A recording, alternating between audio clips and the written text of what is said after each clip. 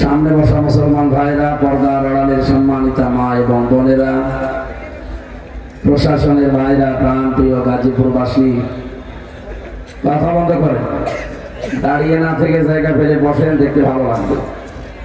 এখানে কিছু বিছিয়ে দিলে বিছিয়ে দেন। দল, মত, জাতি, বর্ণ, ধর্ম নির্বিশেষে আজকের এই অনুষ্ঠান, এটা কি শুধু মুসলমানদের?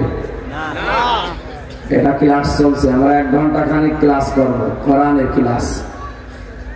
নবীজি জানিয়েছেন, মাজলিস ফিকহিন খায়রুম মিন ইবাদাতি 60 সানা।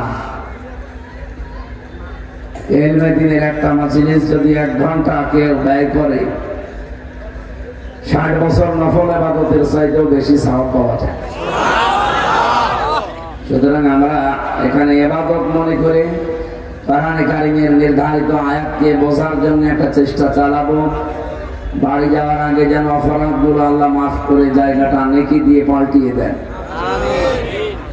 এখানে অনুষ্ঠান শুধু মুসলমানদের জন্য, হাদা বায়ানুল লিন্নাস, মানুষ পদবাচ্চে যারা বিবেচিত সবার জন্য আজকের অনুষ্ঠান। এই জন্য আমরা পৃথিবীর সম্মানিত সৃষ্টি বনি আদমকে আমি আল্লাহ সম্মান দিয়েছি। সেই সম্মানিত মানুষদেরকে এই 15.5 বছরে সবচাইতে বেশি সিনেমিনে খারাপ হয়েছে তাদের সম্মান নিয়ে, বিশেষ করে যারা সমাজের সম্মানিত ছিল। সূরা নমলের ভেতরে আছে 34 নম্বর আয়াতে, জালেম যদি কোনো সময় চেয়ার পায়, ওর প্রথমেই 2টা কাজ হাতে নেয়। ইন্নাল মুলুকা ইযা দাখালু ক্বরিয়াতান আফসাদুহা ওয়া জাআলু ইজ্জাতা আহলিহা আদিল্লা। 1 নম্বরে, জালেম চেয়ারে বসার পরে বিশৃঙ্খল পরিবেশ তৈরি করে দেয়, সব জায়গায় দুর্নীতির আঁকড়া বানায়। এটা তো দেশে ছিল না। আপনি এমন কোন জায়গার নাম বলেন তো যেখানে দুর্নীতি ছিল না? মসজিদের ইমাম পর্যন্ত ঘুষ দিয়ে দিয়েছে। এটা মডেল মসজিদ গুলো বানিয়েছে সৌদি সরকার, আর নাম দিয়েছে অনেকে তার নিজের আর বাবার। কেন এটা করা লাগবে? কেন যে দিয়েছে আপনি তার নাম বলতে পারেননি? সবচেয়ে বড় বিষয়, দেশে নাম পরিবর্তনের অনেকে হিড়িক তৈরি করেছিল। যেখানে সেখানে দেখতাম নাম পাল্টিয়ে অন্য নাম বসিয়ে দিত, জনগণ পুরাটা উল্টিয়ে দিয়েছে। এই যে 12,000 কোটি টাকার উপরে খরচ করে শহীদ জিয়া, তার নামে বিমানবন্দরটা ছিল, আপনি পাল্টিয়ে দিতে গেলেন কোন কারণে? এত হিংসা এই মহিলার মনের ভেতরে।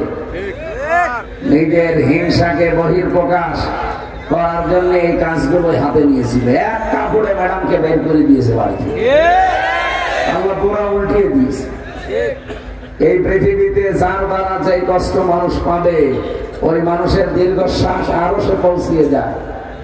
ম্যাডামের কান্না ওই দিন সারা দুনিয়া দেখে কি দিছে। 40 বছর একাধারে যে ঘরে বাস করলেন, 1 কাপড়ে তাকে বের করে দিবে। এত হিংসা। আবার নিজে মুখ ফুটে পরবর্তীতে জানিয়েছে যে ওখানে ওরা থাকতে দেব না, এটা আমি আগেই সিদ্ধান্ত নিয়েছিলাম।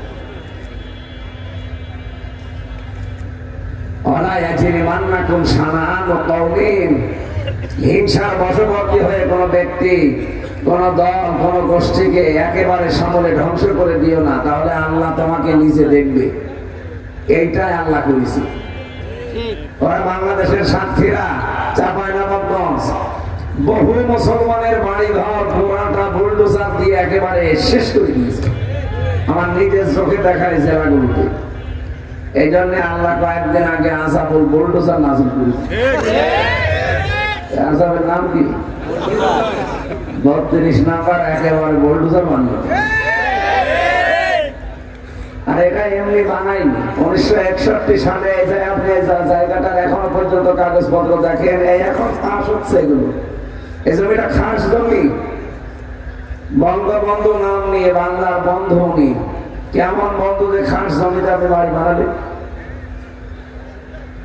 এই জন্য আমি একটা জিনিস দেখি, এদেশে ওনাকে মানুষ মেরে ফেলেছে, জিয়াউর রহমানকেও মানুষ মেরে ফেলেছে, দুইজনকে মানুষ মেরে ফেলেছে, দুইজনেই তো শহীদ হওয়ার কথা। কি কথা বলেন? আপনি দেখেন, আমি সেই ছোটবেলা থেকে, আমার তো 1993 সালে জন্ম, এই জন্মের পর থেকে আমি দেখছি জিয়ার নাম শুনলে মানুষ বলে শহীদ জিয়া। কি বলে? আপনি কোনদিন এমনি শুনেছেন এমনি জিয়া বলে কেউ? নাম বললে বলে শহীদ জিয়া। তো বঙ্গবন্ধুর নামে আমি আজ পর্যন্ত শুনিনি কেউ বলেছে যে শহীদ বঙ্গবন্ধু। কারণ এই শব্দটা আল্লাহ যেখানে সেখানে লাগান না, অনেক দামি শব্দ এটা। 2024 সালে নিজের জীবন পর্যন্ত যারা বিলিয়ে দিয়েছে, শহীদ আবু সাইদ, শহীদ মধ্য, এদের নাম শুনলে মানুষ শহীদ বলে এই কারণে, কারণ শহীদ শব্দটা আল্লাহ নিজে বানিয়েছে। যারা শহীদ হয় এদেরকে মরে গেছে কথা বলা যায় নেই, মুখের উপরে আল্লাহ তাআলা দিয়েছে। এই কথা কখনো বলবি না যে যারা মরে গেছে শহীদ হয়েছে ওরা মরে গেছে না। সূরা বাকারা 153 নম্বর আয়াতে আছে, ওয়ালা তাকুলু লিমান ইয়াকতালু ফি সাবিলিল্লাহি আমওয়াত। কখনো এই কথা মুখ দিয়ে বলবা না যারা শহীদ হয়েছে ওরা এমনি মরে গেছে, বালা হায়াউন, বরং তারা জীবিত, ওয়ালাকিন লা তাশউরুন, কিন্তু টের পাও না।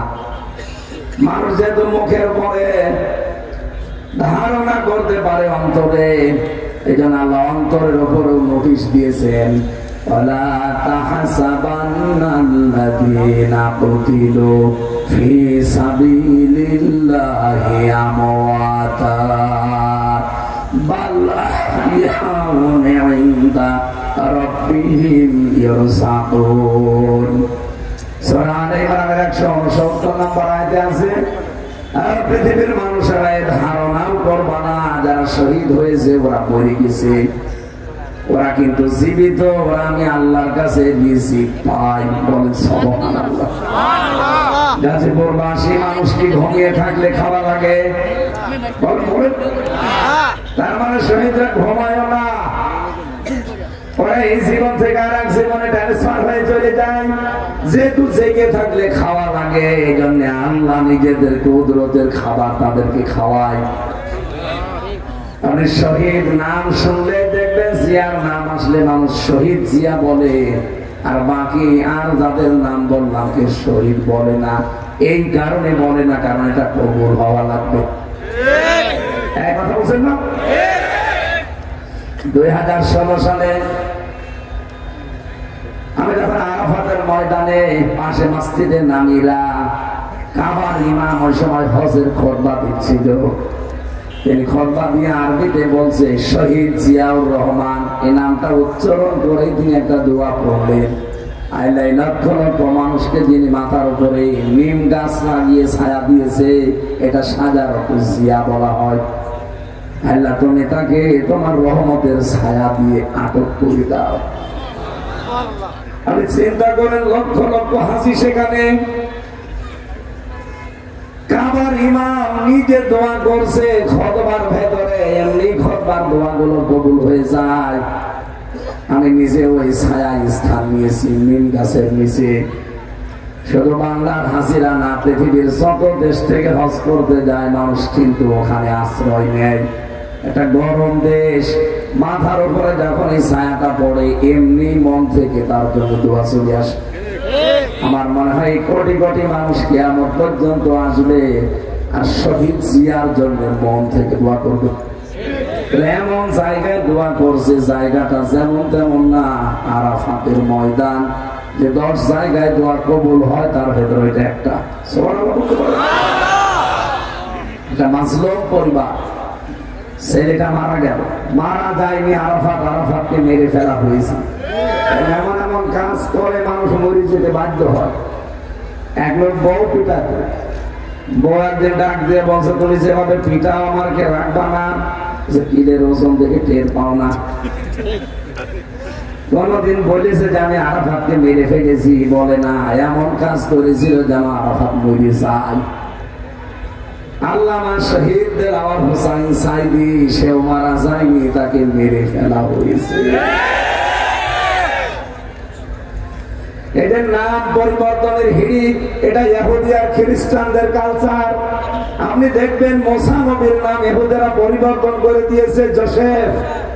আমি বাইরের দেশগুলোতে যখন যাই ইহুদিদের সাথে কথা বলে দেখেছি, জিজ্ঞাসা করি আপনার নবীর নাম কি, বলে জোসেফ। জোসেফ মানে মুসা আলাইহিস সালাম। আমরা মুসলমানেরা যাকে মুসা বলে চিনি, ওরা নামই পাল্টিয়ে দিয়েছে জোসেফ। খ্রিস্টানদের সাথে মিললে ওদের জিজ্ঞাসা করি আপনাদের নবীর নাম কি, বলে যিশু।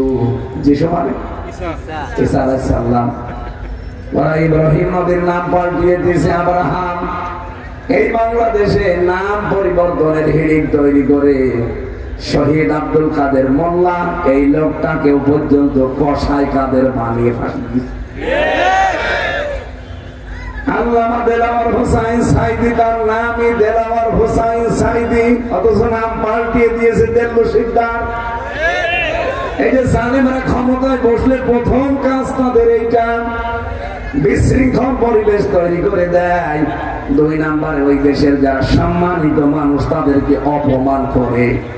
এদেশে আলেমরা সবার কাছে সম্মানিত ছিল, কিন্তু এ জালেম সবচেয়ে বেশি অসম্মান দিয়েছে আলেমদের।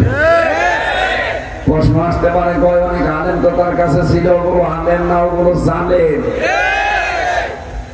জালেম না হলে কেন্দ্রীয় মসজিদের ইমাম পর্যন্ত পালিয়ে যায়। বলেন, পৃথিবীর ইতিহাসে আমি আজ পর্যন্ত শুনিনি কোন মসজিদের ইমাম দুর্নীতির দায়ে পালিয়ে গেছে। এত নিচে নেমেছিল ওদের চরিত্র, শেষ পর্যন্ত মসজিদের ইমামও থাকে না, সেও পালিয়েছে। পরবর্তীতে এসেছিল ইমামতি নেওয়ার জন্য জোর করে, এদেশের জনগণ জোতা পিটা করছে। লজ্জা তো নেই। সরকার বারবার স্ট্যাটাস দিয়েছেন জনগণ জোতা মেরেছে, কিন্তু আমার গায়ে লাগেনি। কি বলবো মানুষ।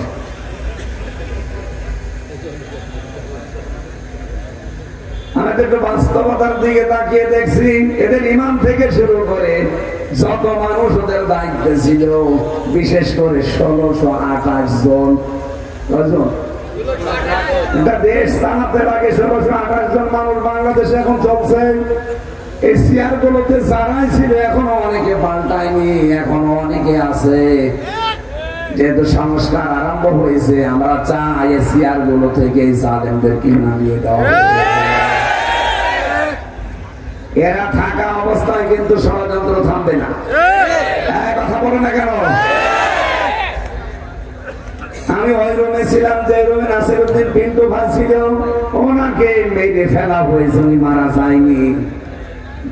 ছাত্র দলের এক নেতাকে পেয়েছিলাম রিমান্ডে, পিটিয়ে তার জীবনটা শেষ করে দিয়েছে। এরকম একটা চেয়ারে বসিয়ে দেয়। এখন ডক্টর ইউনুস যে চেয়ার পেয়েছে আয়না ঘরে, যে ওটা তো সব দেওয়া চেয়ার কারেন্টের। আর আমি যে চেয়ারে নিজে দেখেছি ওই চেয়ার সব না, ওটা ঘোরা চেয়ার। হাত আর পাও ক্লিপ আটকিয়ে দেয়, এই গলার সাথে আস্তে করে একটা ফিতা লাগিয়ে দেয়, আপনি নড়তে পারবেন না। হঠাৎ করে এমন একটা মেশিন নিয়ে আসে, যে নখ তোলা মেশিন। ওদের এমন কায়দা করা, হাতের সাথে পায়ের সাথে সেট করা। আর নিজে দেখিয়েছে যে এটা দিয়ে আমরা নখ তুলি। শুধু একটা টিপ মারে, একবারে আপনার হাতে পায়ের যত নখ আছে সব খুলে চলে আসবে। শুধু খুলে চলে আসবে তো হয়, আবার লবণ ছিটিয়ে দেয়।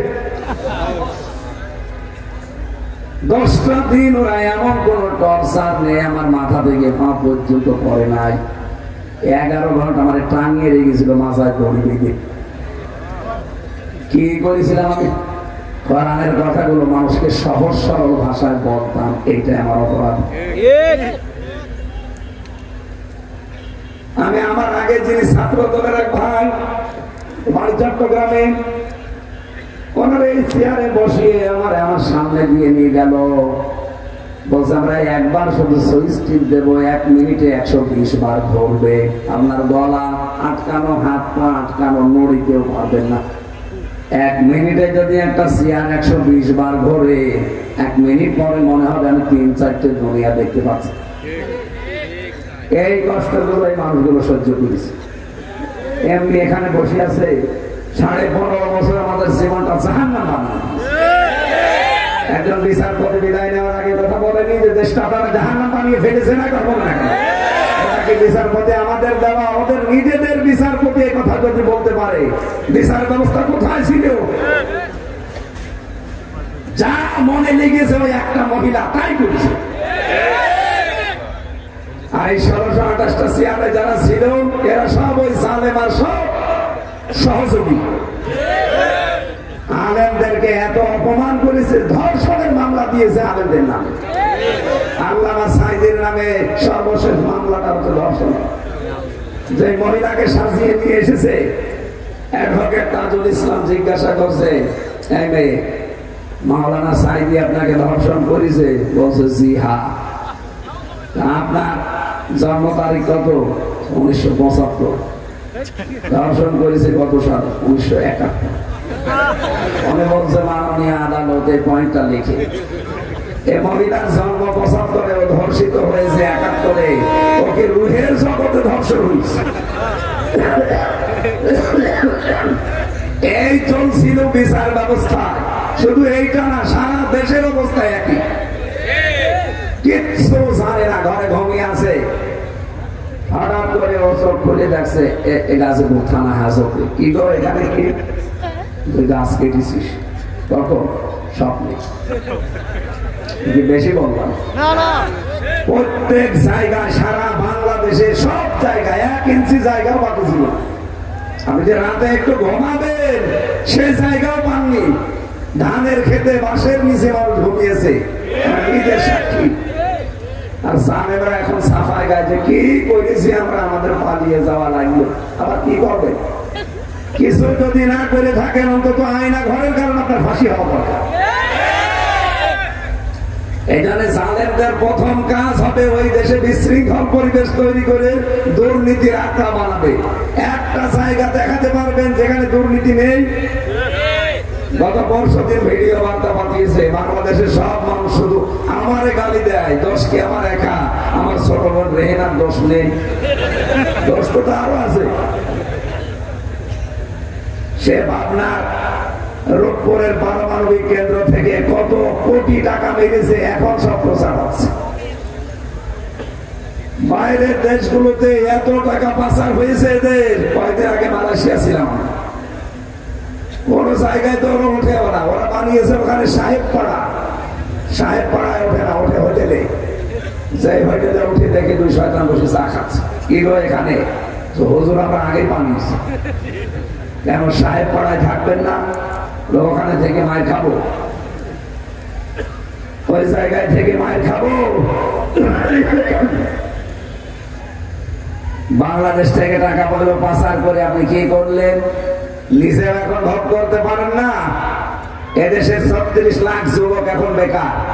ওই টাকাগুলো যদি আপনি সত্যি এই দেশে কর্মসংস্থান তৈরি করে দিতেন, এই মানুষগুলো বাইরের দেশে যে রাস্তা ঝাড়ু দেয়, পায়খানা সাফ করে, রুটি বানায়, এরা সম্মানজনক একটা কর্মজীবন বাংলাদেশে তৈরি করতে পারবে। কয়েকদিন আগে তারেক জিয়ার একটা বক্তব্য শুনছিলাম, উনি এই কথা জানিয়েছে, বাংলাদেশে যদি আমাদেরকে আল্লাহ চেয়ার দেয়, সর্বপ্রথম কর্মসংস্থান আমরা হাত দেবো। অনেক দামি কথা, আমরা এটাই চাই। ক্ষমতায় কে আসবে ওটা আমার দেখার দরকার নেই, কিন্তু আমরা চাই এদেশের মানুষ যেন বেকার না থাকে। যে যেখানে আছেন কর্মসংস্থানের দেশে বহু আছে, বাইরের দেশগুলো মুখিয়ে আছে, কারণ এত উর্বর দেশ পৃথিবীর কোন জায়গায় নেই। অথচ শুধু পাচার করেছে, শুধু পাচার করেছে। যাওয়ার সময় 14টা ব্রিফকেস নিয়ে গেছে, ওগুলো তো সব মাটি ভরা ছিল। এত ঋণ এই দেশের মানুষের মাথার উপর আপনি দিয়ে গেলেন। এখন এই দেশে কেউ জন্ম নিলে তার মাথার উপরে 1,10,000 টাকা ঋণ।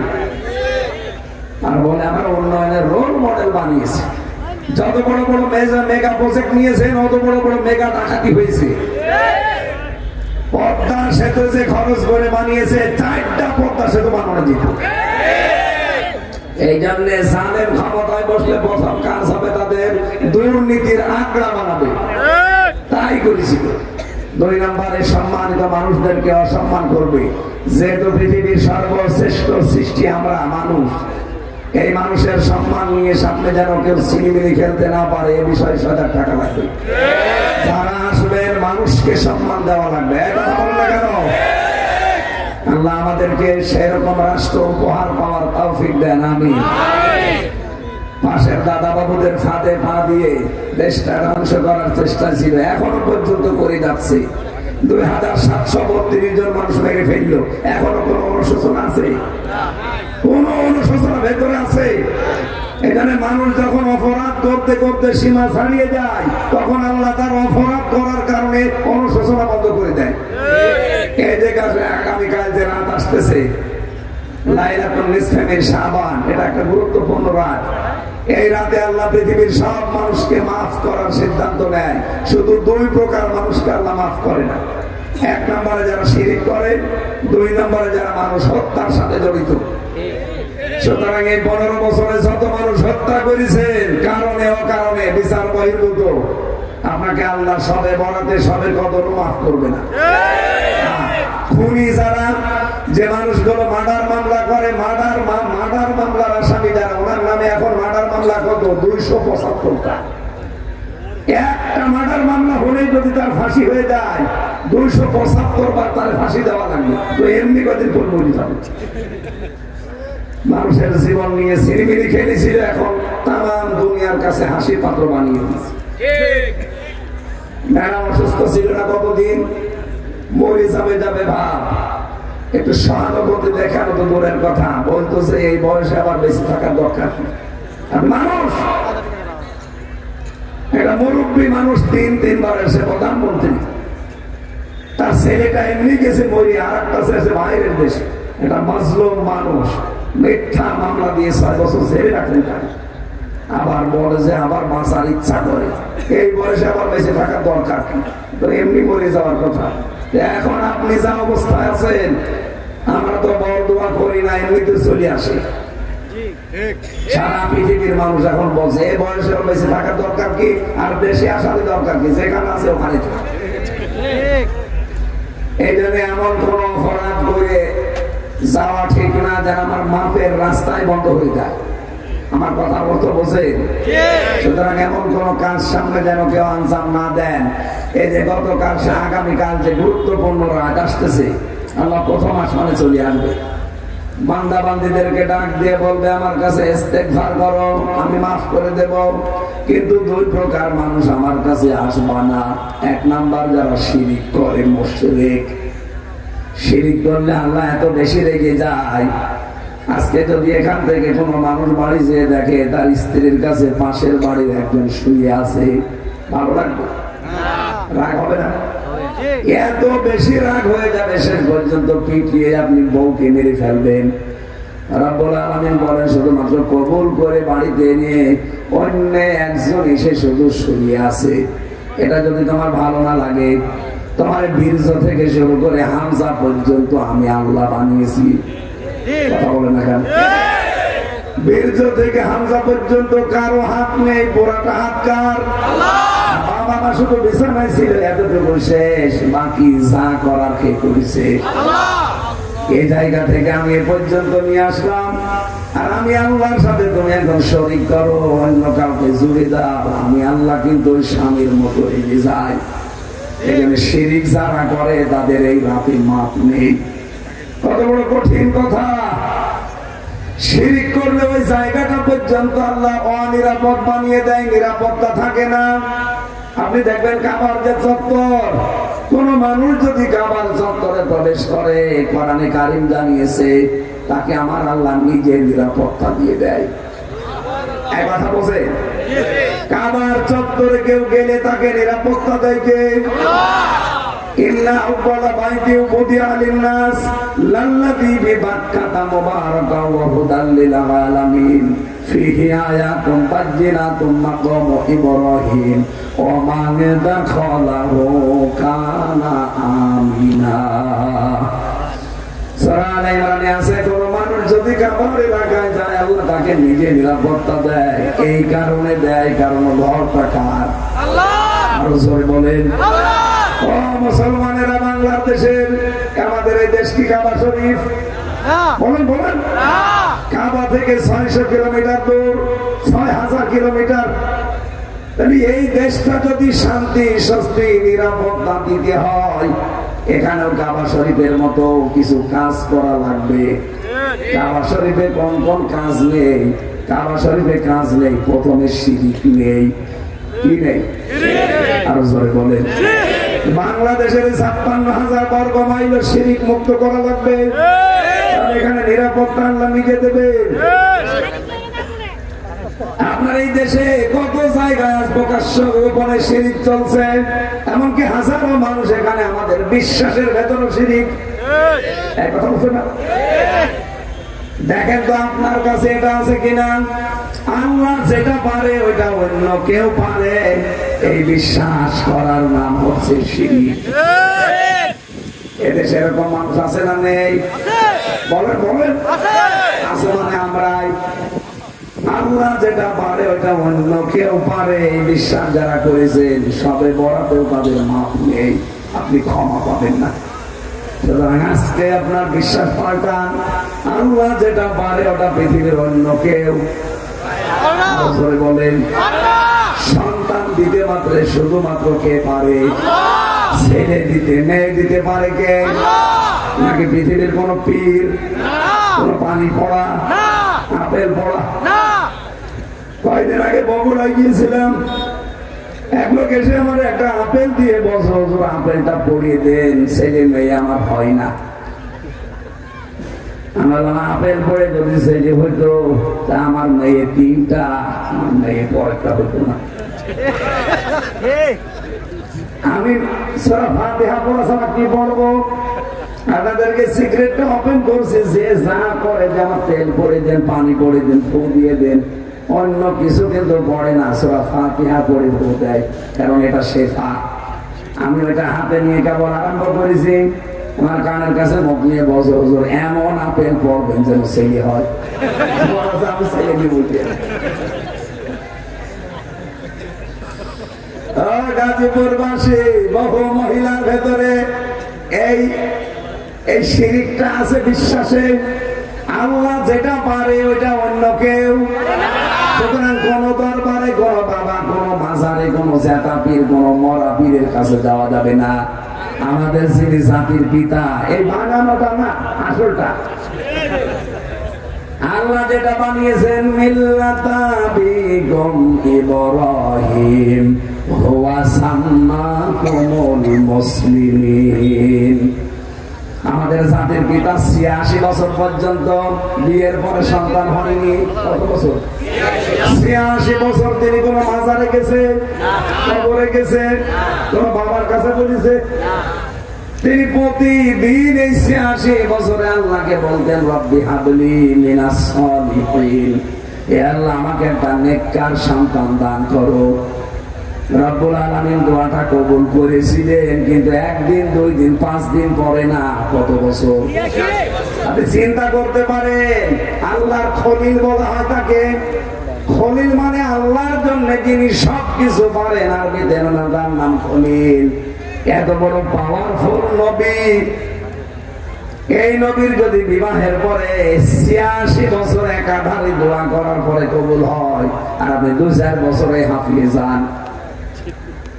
আল্লাহ রাব্বুল আলামিন জবাব দিয়েছিলেন 86 বছরের বয়সে, রব্বি হাবলি মিনাস সালিহিন ফাবাশশারনাহু বিগুলামিন হালিম।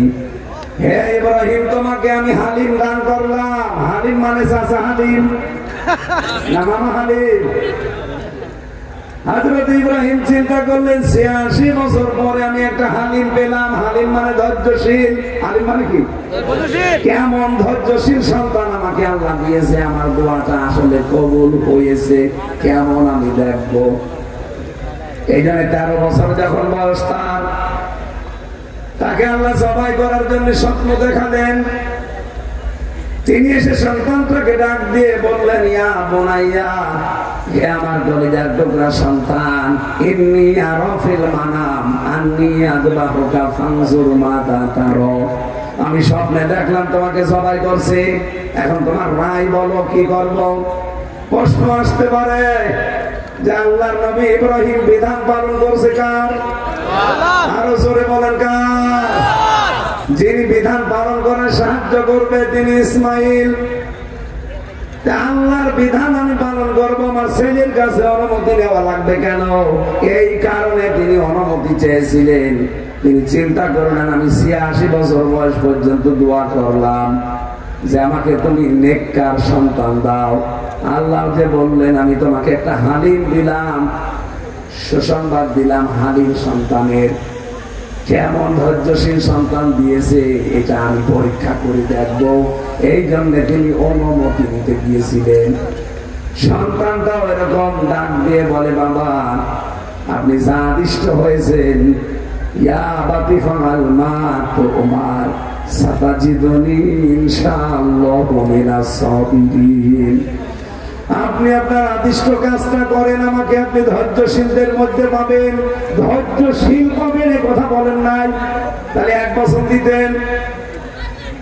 বহু বছর দিয়ে জানিয়েছেন যে আমি শুধু ধৈর্যশীল না, পৃথিবীতে আমার মতো বহু মানুষ ধৈর্যশীল আছে, তাদের মধ্যে আমিও একজন। তার মানে আমি এ বিষয়ে কোনো অহংকার করি না। জোরে বলেন সুবহানাল্লাহ। 13 বছরের মানুষ অহংকার থেকে মুক্ত হওয়ার জন্য কি শব্দ চয়ন করলেন যে আমি অহংকার করি না? অথচ বহু মানুষ আজ আমরা কিছু পেলে না পেলে আমাদের ভেতরে অহংকার চলে আসে।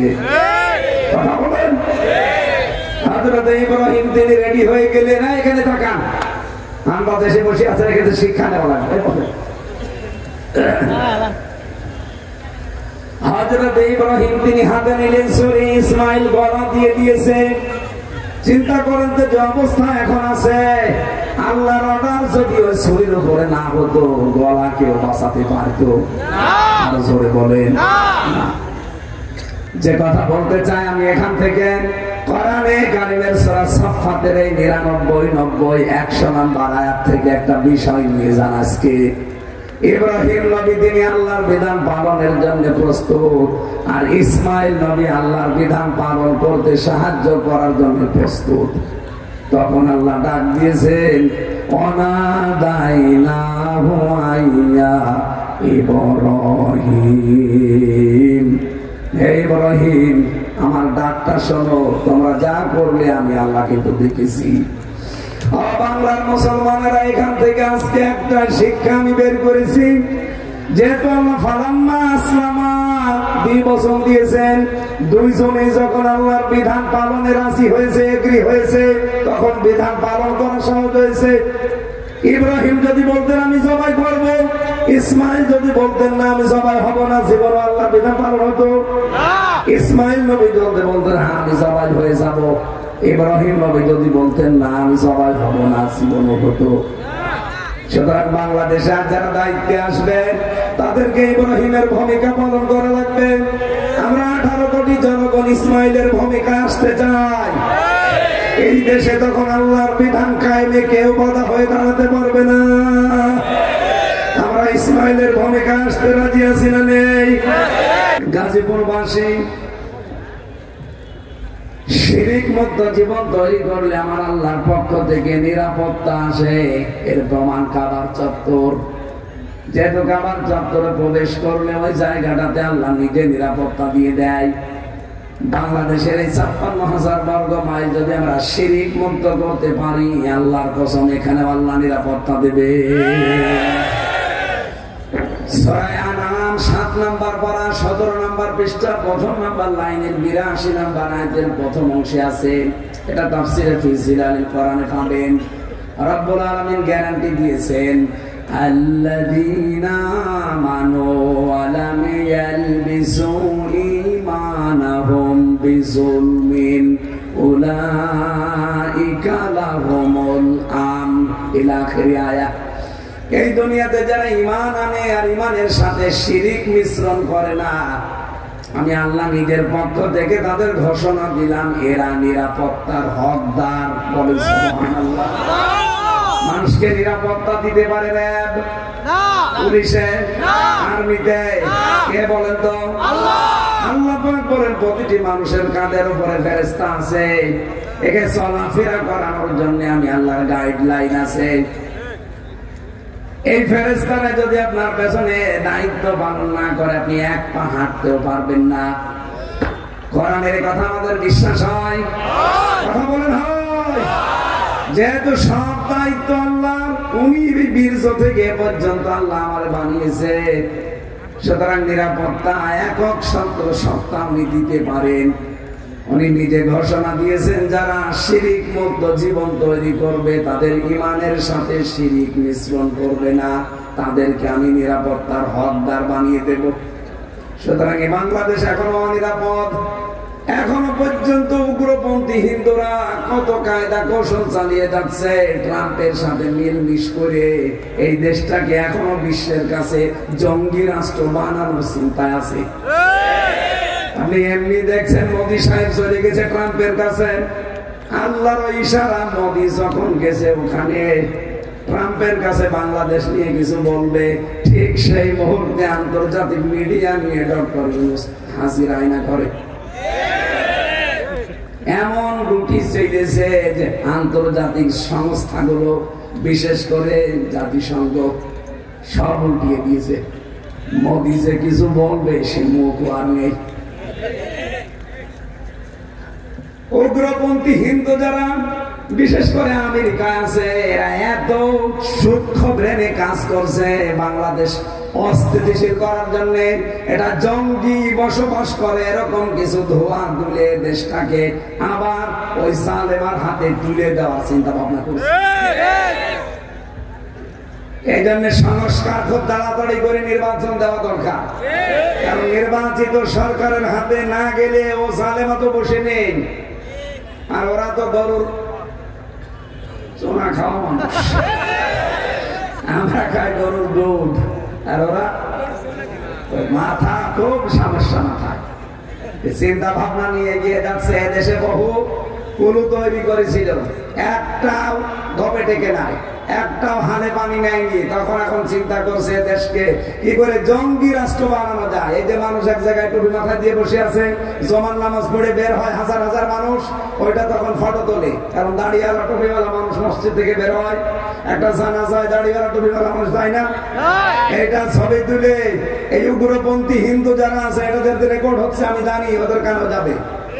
এইটা নিয়ে তখন ট্রাম্পকে দেখায়, এই দেখেন বাংলাদেশ কোথায় পৌঁছিয়েছে, সব জঙ্গিদের দখলে। আর ওরা এমনিতে দাঁড়িয়ে টুপি দেখলে ভয় পায়, এক কথা বলছে না কেন? এ কারণে এখন নতুন একটা চাল আরম্ভ করছে, এটা যেন বাংলার কোন মানুষদের নতুন ফাঁদে পা না দেয়। দেশকে আজ 6 মাস কয়দিন হয়ে গেল, এই 6 মাস কয়দিনে একটাও জঙ্গি নাটক পেয়েছেন? কারণ যিনি নাটক লিখবে তিনি তো পালিয়েছে, আর যাদেরকে নিয়ে নাটক করাবে তারাও পালিয়েছে। এই ডিআইজি মনিরুল আর আসাদুজ্জামান কাউন্টার টেররিজমের এই দুইজন এই নাটকগুলো সাজাতো, আর এটা লিখে দিত যিনি পালিয়েছে উনি। এখন যেহেতু নেই কেউ দেশে, এই জন্য 6 মাস কয়দিন হয়ে গেল একটা জঙ্গি নাটক আর কেউ বানাতেও পারে না, আমরা দেখিও না। কিসের জঙ্গি? সবগুলো ওদের বানানো।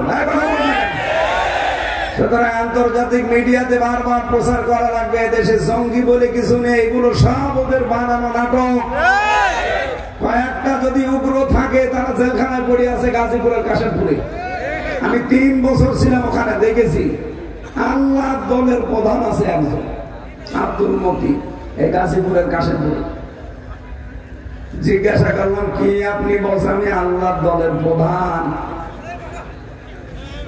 আপনি তো সভাপতি, একটা দলের সেক্রেটারি লাগে। বলছে আমার ছেলে হচ্ছে সেক্রেটারি। ও সভাপতি ও ছেলে সেক্রেটারি, ওরা উগ্র। এই তাছাড়া জঙ্গি বলে আমরা যার আন্দাজে আলেমদের ধরে নিয়ে মামলা দিয়ে দেয়। এই নাটকটা 6 মাস কয়দিন হয়ে গেল, দেখেছেন? সুতরাং বিশ্বে এটা প্রকাশ করা দরকার। এই দেশে সাম্প্রদায়িক কোনো উস্কানি নেই, এরা যা ছড়িয়েছে এই 54 বছর সব মিথ্যা কথা।